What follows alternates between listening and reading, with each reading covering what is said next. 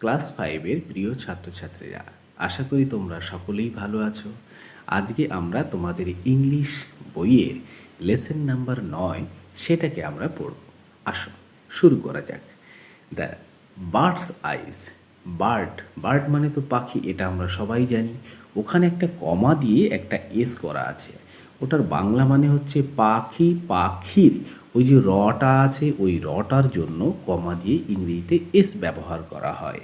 এটাকে apostrophe S বলে। The birds পাখির, আই মানে তো আমরা সবাই জানি চোখ। তারপরে দেখো আবার লেটস বিগিন করা আছে। লেট অর্থাৎ কোনো কিছু প্রস্তাব রাখার জন্য লেট কথাটা ব্যবহার করা হয় ইংরেজিতে। লেট, তারপরে আবার একটা কমা দিয়ে এস করা আছে। এইটার সম্পূর্ণ মানে হচ্ছে লেট আস বিগিন, চলো শুরু করা যাক, আসো শুরু করা যাক। এই যে প্রস্তাব রাখাটা, এটার জন্য লেট ব্যবহার করা হয়। আর আস মানে আমাদেরকে বা আমাদিগকে বলে না, তাই বিগিন। বিগিন মানে শুরু করা। এইটাও একটা অ্যাপোস্ট্রফি দেওয়া আছে। এই অ্যাপোস্ট্রফিটা দেওয়া আছে ওই আসের, দেখো ইউটা নেই, একসঙ্গে জুড়ে দেওয়ার জন্য লেটস বিগিন করা হয়। বুঝতে পেরেছো আশা করি।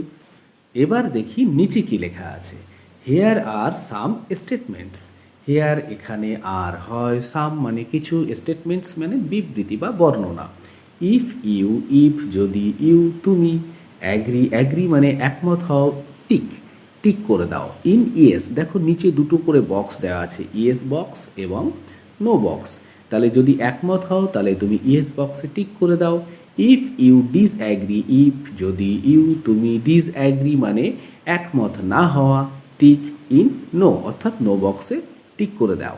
তাহলে এবার শুরু করা যাক, দেখি স্টেটমেন্টসগুলো কি আছে। প্রথমে আছে I like to read story books. যদি তুমি গল্পের বই পড়তে পছন্দ করো, আই লাইক আমি পছন্দ করি, লাইক মানে পছন্দ করা, টু রিড পড়তে, টু রিড টু তে, রিড মানে পড়া, স্টোরি মানে গল্প, বুকস যদি তুমি গল্পের বই পড়তে পছন্দ করো তাহলে ইয়েস বক্সে টিক করো, আর যদি পছন্দ না করো তাহলে নো বক্সে টিক করো।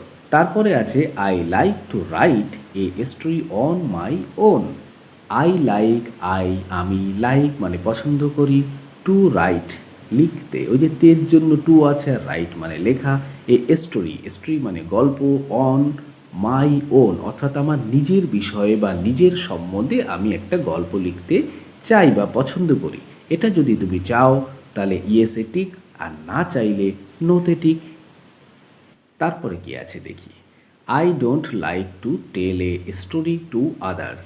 এতক্ষণ ছিল কি আই লাইক, এখানে এখন দেখো আমি যখন পছন্দ করি না তখন আই এর জন্য আই ডোন্ট হয়। এবার বলো তো ইউ এর জন্য কি হবে? হ্যাঁ, ইউ এর জন্য ইউ ডোন্ট হবে। এবার থার্ড পারসন সিঙ্গুলার নাম্বার যেটাকে বলে, যদি হি বা শি হয় তাহলে কি হবে? হি বা শি ডাজ নট হবে। She does not, he does not like, এরকম হবে। তাহলে আই আর ইউ এর বেলায় ইউ হলো, উইয়ের বেলায় সেটাতেও কিন্তু ডু নট হবে বা ডোন্ট হবে। I don't like to tell a story to others. আমি অন্যদেরকে গল্প বলতে পছন্দ করি না। আই ডোন্ট লাইক মানে পছন্দ করা, টু টেল মানে বলতে, ওই যে তের জন্য টু আছে, এ স্টোরি মানে একটা গল্প, টু আদার্স মানে অন্যদেরকে গল্প বলতে আমি পছন্দ করি না। যদি পছন্দ না করো তাহলে ইয়েস বক্সে টিক দাও, আর যদি পছন্দ করো তাহলে নো বক্সে টিক দাও। তারপরেরটা আছে I don't like to listen to stories. I don't like আমি পছন্দ করি না, টু লিসেন, লিসেন মানে শোনা, শুনতে, এর জন্য টু আছে, টু স্টোরিজ। এবার দেখো লিসনের পরে আবার একটা টু আছে। এই টুটা কেন আছে? এটাকে অ্যাপ্রোপ্রিয়েট প্রিপোজিশনের জন্য এটা টু ব্যবহার করা হয়। লিসেন টু স্টোরিজ মানে গল্প। তাহলে গল্প শুনতে কে না পছন্দ করে? যদি পছন্দ না করো তাহলে ইয়েস বক্সে টিক দাও, আর যদি পছন্দ করে থাকো তাহলে নো বক্সে টিক দাও। এবার আছে আই লাইক ঠাকুমার ঝুলি। যারা ঠাকুমার ঝুলি পছন্দ করো তারা ইয়েস বক্সে টিক দাও, আর যারা পছন্দ না করো তারা নো বক্সে টিক দাও। তারপরে নেক্সট আছে I like the comics on Nonte Fonte. Nonte Fonte কারা দেখো? সকলেই। তাহলে I like the comics, comics Nonte Fonte যারা পছন্দ করো তারা ইয়েস বক্সে টিক দাও, আর যারা পছন্দ না করো তারা নো বক্সে টিক দাও। তারপরে আছে I have heard about Ramayana. I have heard. এবার দেখো হ্যাভ বসানো আছে আয়ের পরে, হার্ড।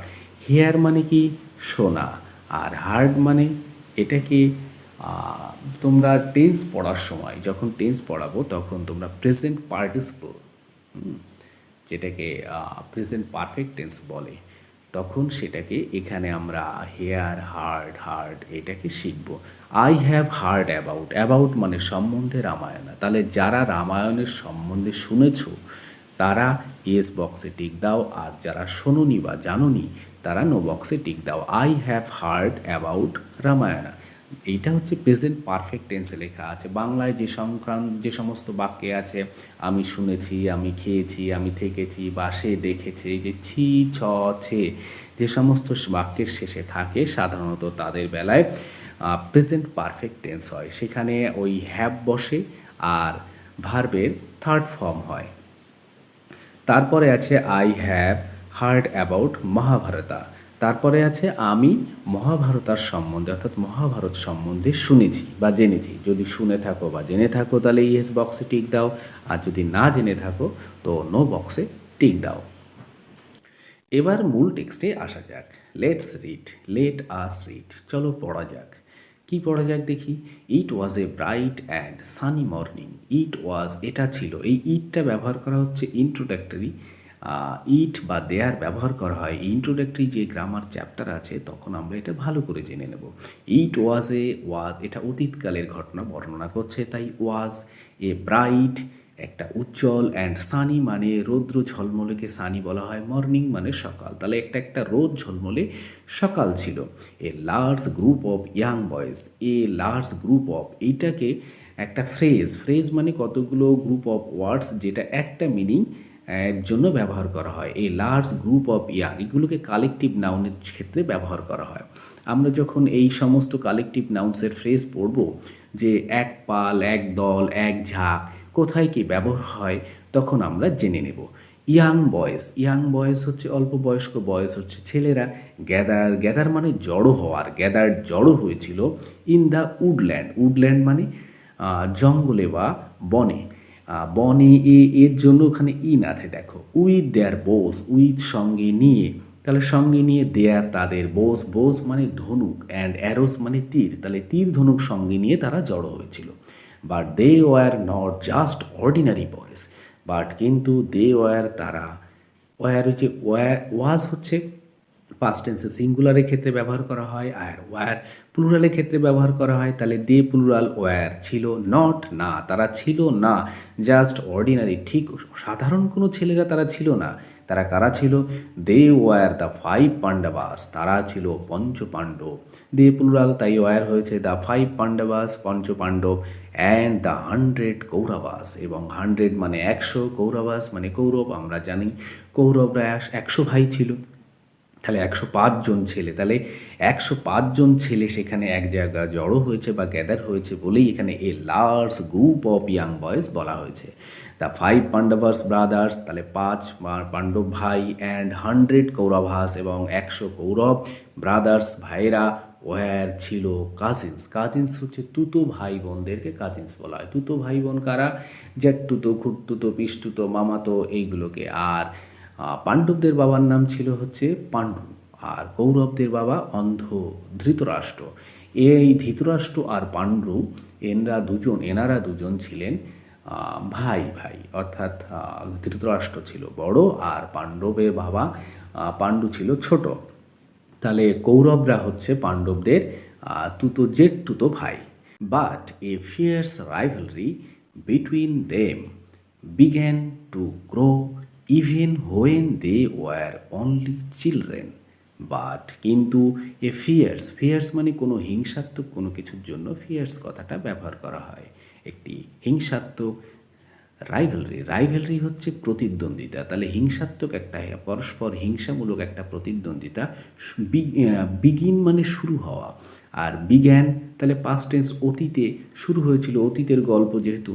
বিটুইন মানে মধ্যে, দুইয়ের মধ্যে, দেম মানে তাদের, এই যে দুটো দল পাণ্ডব আর কৌরবাস, এই দুটো দলের মধ্যে মানে শৈশব অবস্থা থেকেই বা শিশু অবস্থা থেকেই একটা হিংসাত্মক প্রতিদ্বন্দ্বিতা শুরু হয়েছিল। এই যে গ্রো, গ্রো মানে বাড়তে থাকা বা কোনো কিছু বৃদ্ধি পাওয়াকে গ্রো করা বলে। আর টু গ্রো মানে বাড়তে শুরু করেছিল, তের জন্য টু আছে। ইভেন এমনকি হোয়েন যখন, দে তারা, ওয়্যার ছিল, অনলি কেবল, চিলড্রেন অর্থাৎ যখন শিশু বা শৈশবে ছিল বা বাল্য অবস্থায় ছিল তখন থেকেই তাদের মধ্যে একটা হিংসাত্মক প্রতিদ্বন্দ্বিতা শুরু হয়ে গিয়েছিল। The royal children learn the skills of using weapons. The royal children কাদের বলা হয়? যারা রাজ পরিবারভুক্ত বাচ্চা তাদেরকে রয়্যাল বলা হয়। চিলড্রেন মানে বাচ্চা। এখানে ছেলেরা কারা আছে? পাণ্ডব আর কৌরবরা। লার্ন শিখেছিল, দ্য স্কিলস, লার্ন মানে শেখা, তার অতীতকালে লার্ন শিখেছিল, দ্য স্কিলস মানে দক্ষতা, কোনো কিছু ব্যবহারের দক্ষতা বা কর্মকুশলতাকে স্কিল বলা হয়।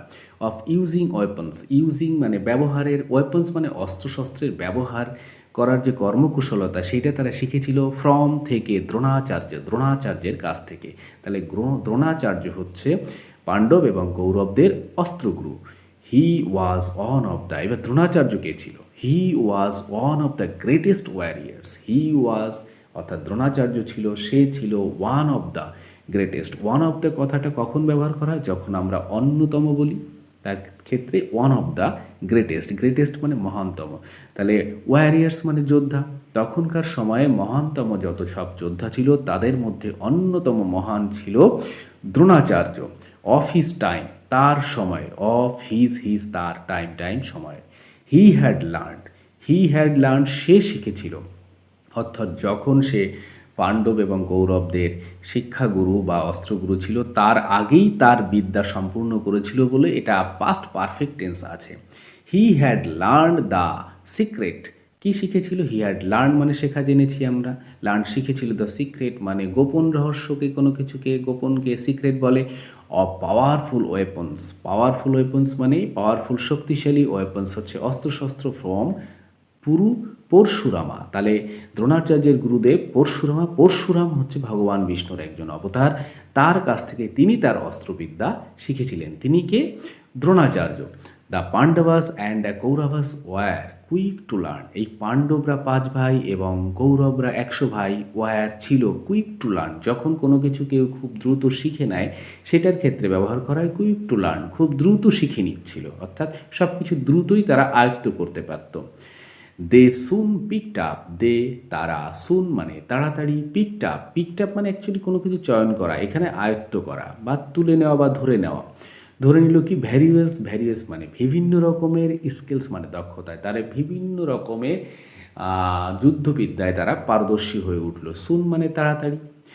অল সব, দ্য প্রিন্সেস রাজপুত্র learned the use of all the weapons, তাহলে সব রাজপুত্ররাই শিখেছিল দ্য ইউজ অফ ব্যবহারের, অল দ্য ওয়েপন্স সমস্ত অস্ত্রশস্ত্রের ব্যবহারই সমস্ত রাজপুত্রেরা শিখেছিল। প্রিয় ছাত্রছাত্রীরা, প্রথম দিনের প্রথম পর্ব একটু তাড়াতাড়ি শেষ করছি, দ্বিতীয় পর্ব নিয়ে ফিরব খুব তাড়াতাড়ি। প্রথম পর্ব থেকে আমি তোমাদেরকে 2টো প্রশ্ন করব, দেখি তোমরা বলতে পারো কি না। 2টো প্রশ্নের উত্তর তোমরা কমেন্ট বক্সে লিখে জানাবে। প্রথম প্রশ্ন হলো পাণ্ডবদের বাবার নাম কী ছিল, আর দ্বিতীয় প্রশ্ন হলো কৌরবদের বাবার নাম কী ছিল, দেখি তোমরা বলতে পারো কি না। তাহলে আজকে এই পর্যন্ত, আবার কথা হবে খুব তাড়াতাড়ি। হ্যাঁ।